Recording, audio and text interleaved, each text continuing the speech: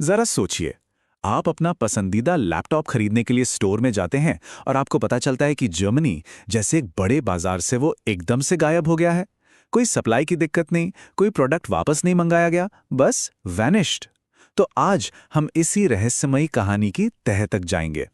हाँ, यही वो बड़ा सवाल है जिसके इर्द गिर्द हमारी आज की पूरी बातचीत घूमेगी। और यकीन मानिए, ये सिर्फ बिक्री पर एक रोक नहीं है। इसके पीछे टेक्नोलॉजी, कानून और बिजनेस की एक बहुत बड़ी जंग छिड़ी हुई है। तो चलिए इसमें और गहराई से उतरते हैं और देखते हैं कि आखिर माजरा क्या है।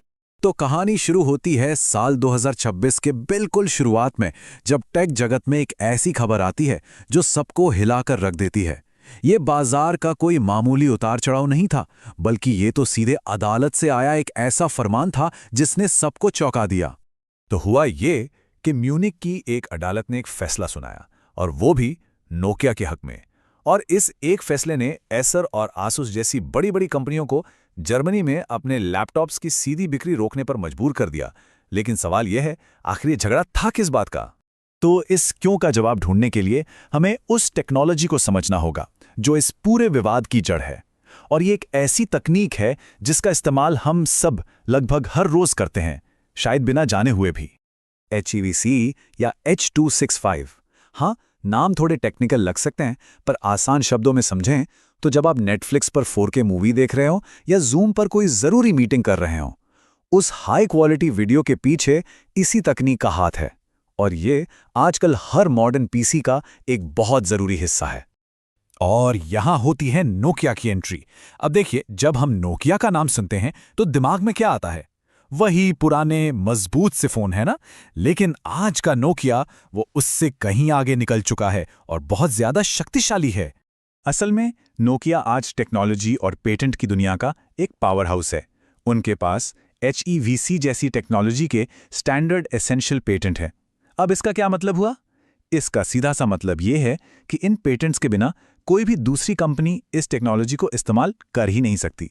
अच्छा, अब इस कोर्ट के फैसले को ठीक से समझने के लिए ना, हमें दो जरूरी कानूनी शब्दों को समझना होगा। यही पूरे केस की नींव है। पहला शब्द है स्टैंडर्ड एसेंशियल पेटेंट या SEPs।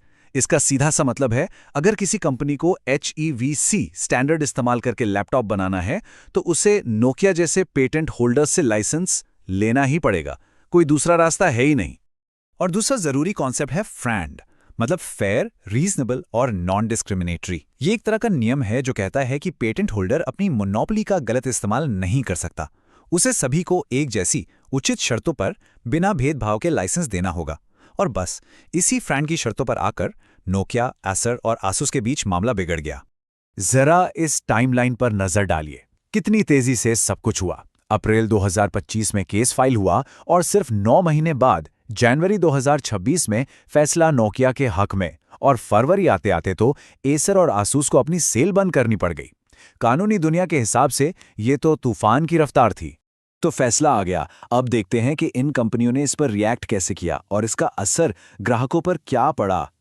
एसर का बयान काफी सधा हुआ और कैलकुलेटेड था। उन्होंने कहा कि ठीक है, हम इंटेलेक्चुअल प्रॉपर्टी की इज्जत करते हैं, इसलिए फिलहाल बिक्री रोक रहे हैं, लेकिन इसका मतलब ये नहीं कि हम हार मान गए, हम दूसरे कानूनी रास्ते भी देख रहे हैं।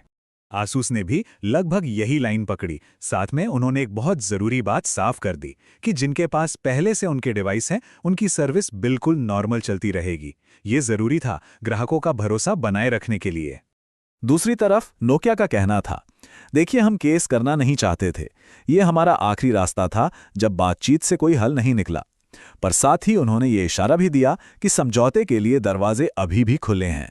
तो इस बैन का आखिर मतलब क्या है? यहां कंफ्यूजन हो सकता है, इसलिए इसे समझना जरूरी है।